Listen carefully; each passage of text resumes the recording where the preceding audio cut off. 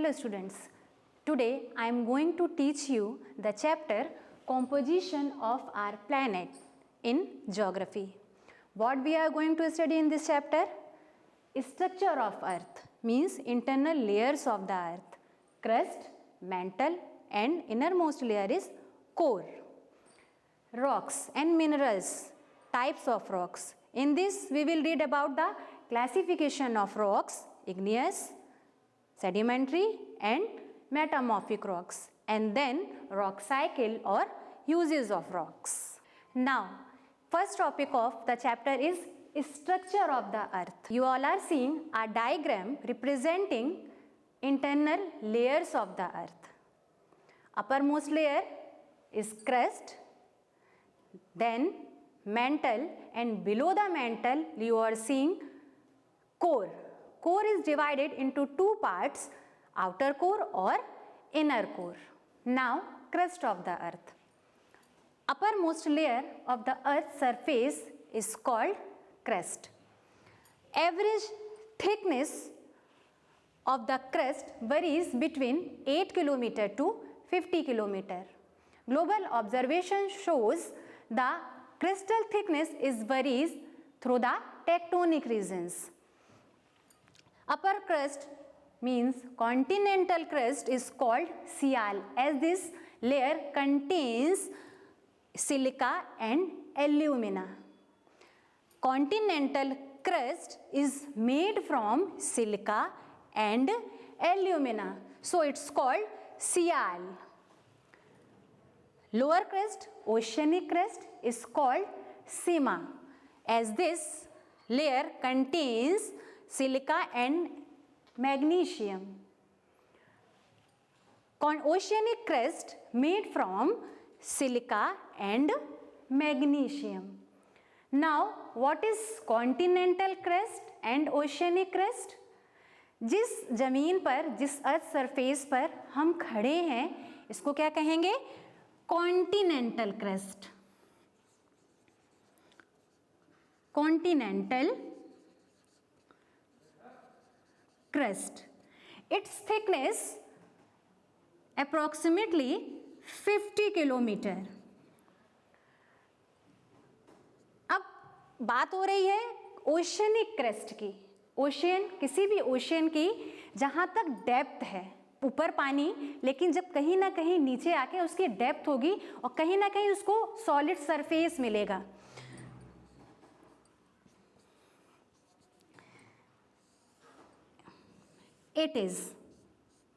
It's oceanic crust.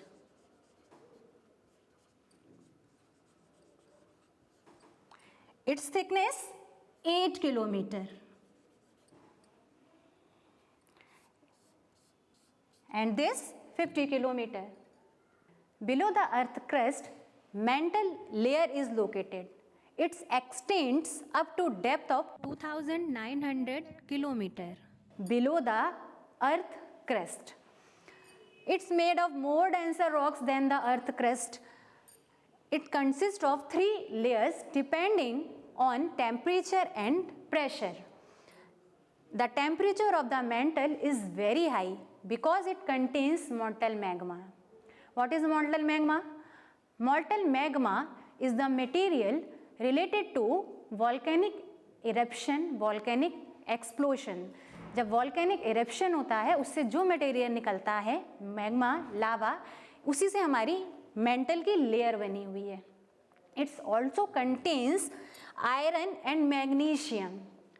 Mental layer का temperature और pressure बहुत ही ज़्यादा रहता है in comparison to crust, continental crust और oceanic crust, because it's made by molten magma. The third layer of the earth is called core or barysphere. Thickness of this layer about 3500 km. Radius of the 3500 km. It's made of nickel and iron, so it is known as knife. The boundary separating is mantle and the core is called Gutenberg discontinuity. जहाँ से हमारी mental layer ख़त्म होती है और जहाँ से हमारी कोर की लेयर शुरू होती है, उस बाउंड्री को गुटेनबर्ग डिसकंटिन्यूटी बोलते हैं। Central core has very high temperature and pressure. So students, on the basis of composition, properties and density of rocks, our earth is divided into these three concentric layers: crust, mantle and then core. Now the next topic of the chapter is rocks. Rocks. Our earth crust is made by different type of rocks. The branch of geography that deals with the origin and structure of rocks is called petrology. Rocks are natural masses of mineral found on the crust. Rocks has consist of one or more minerals. What is minerals? Minerals is an inorganic substance that contains one or more elements having specific physical and chemical properties. Rocks containing a particular mineral in large quantity is called ore, and it can be different colors, size and textures. Rocks having different color, size and texture. Based on the appearance, formation and type of the minerals present in it, rocks are classified as igneous, sedimentary and metamorphic rocks. The first type of rocks are igneous rocks.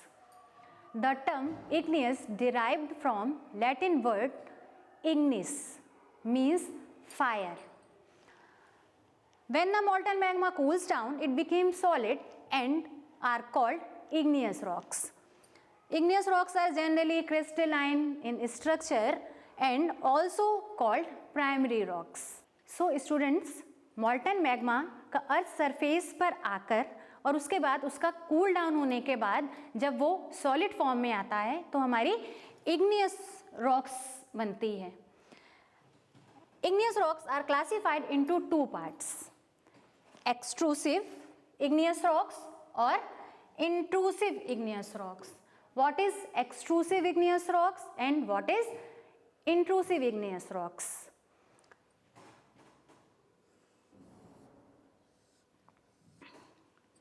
It is volcano, its vent and its crater.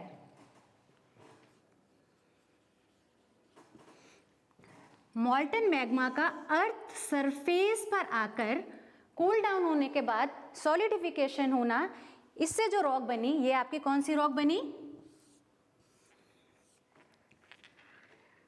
Extrusive igneous rocks. Now intrusive igneous rocks. अब intrusive igneous rocks क्या है? यही जो आपका molten magma chamber से ही, it's chamber से ही creep करके, chamber से ही लीक होकर और वो अर्थ सरफेस के अंदर ही जब ये सॉलिडिफाई हो जाएगा, become solid, then form intrusive igneous rocks.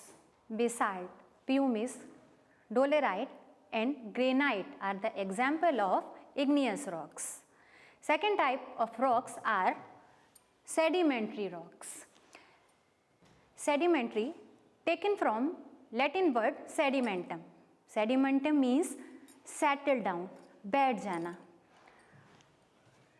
Rock fragments carried by water, wind and moving ice gets deposited layer by layer in depressions. These fragments get compressed and hardened to form sedimentary rocks. Now formation of sedimentary rocks.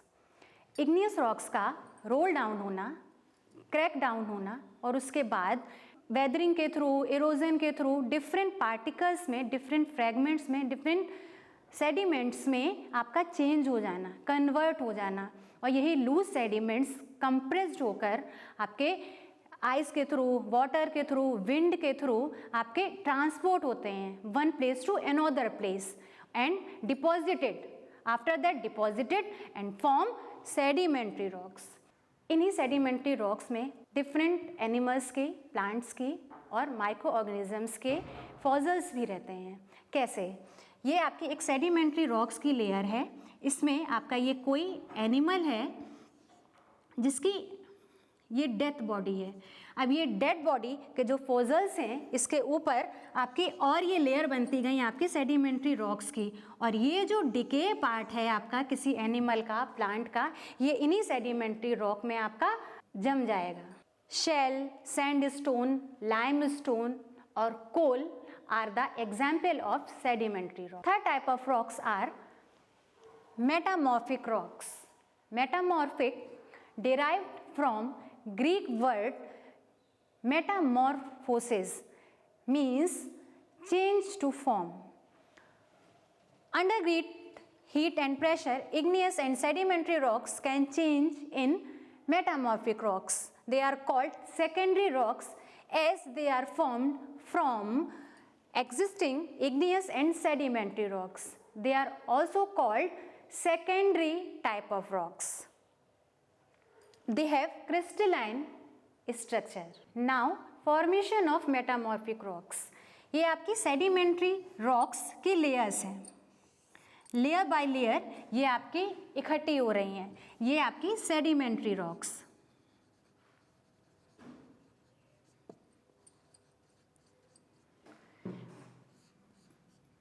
Earth surface के अंदर ये pressure create कर रही हैं। नीचे से ये आपका मैग्मा, जो कि हमारी जिसकी आपकी मेंटल की लेयर बनी हुई है, मैग्मा, जो कि हीट क्रिएट कर रहा है। Magma create heat and sedimentary rocks or some igneous rocks create pressure. So some igneous and sedimentary rocks can change in metamorphic rocks. Metamorphic